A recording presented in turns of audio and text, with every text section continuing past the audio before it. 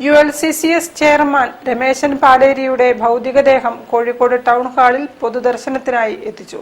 അദ്ദേഹത്തെ അവസാനമായി ഒരു നോക്കു കാണാൻ ആയിരങ്ങളാണ് ടൗൺ ഹാളിൽ എത്തിയത്. രമേശൻ പാലേരിയുടെ ഭൗതികദേഹം രാത്രി 7ഓടെയാണ് കോഴിക്കോട് ടൗൺ ഹാളിൽ പൊതുദർശനത്തിനായി എത്തിച്ചത്. അദ്ദേഹത്തെ അവസാനമായി കാണാൻ ആയിരക്കണക്കിന് ജനം ടൗൺ ഹാളിലും തടിച്ചുകൂടിയിരുന്നു.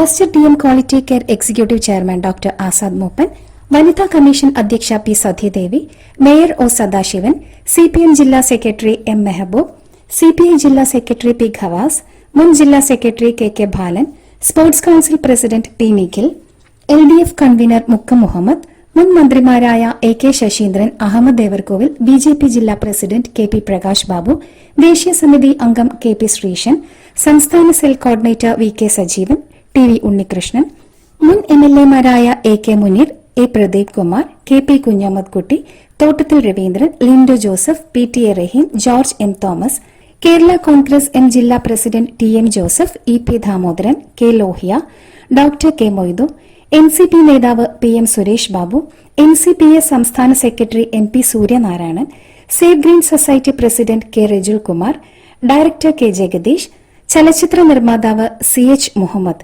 കോർപ്പറേഷൻ കൌൺസിലർമാർ തുടങ്ങിയ അനേകം പ്രമുഖർ അന്തിമോപചാരം അർപ്പിക്കാനെത്തി. സിറ്റി സർവീസ് സൊസൈറ്റി സഹകരണ പ്രസിഡന്റ് പ്രീമ മനോജ്, ഡയറക്ടർമാരായ NP അബ്ദുൾ ഹമീദ്, V സജീവ് എന്നിവരും അന്തിമോപചാരം അർപ്പിച്ചു. News bureau, Kozhikode. Kerala dental dealers association